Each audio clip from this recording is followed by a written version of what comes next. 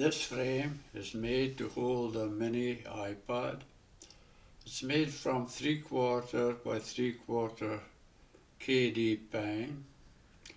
It has a channel about 1/4 wide depending on the thickness of the iPad, and it's channeled in along two sides and the bottom.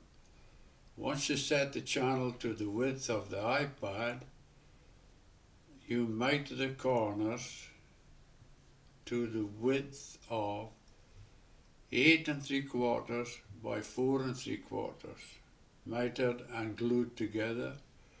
If you find that the wood scratches the side of your iPad, you can line it with black electrical tape.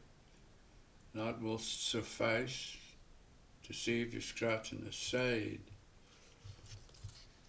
On the side here, this is for the earphone plug.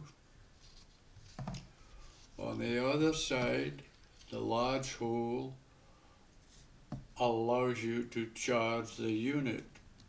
The three smaller holes is for the volume to escape. On the bottom, I've dabbed in a small block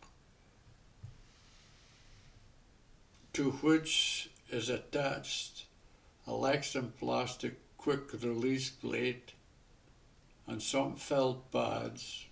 You can set the unit vertical without it tipping over.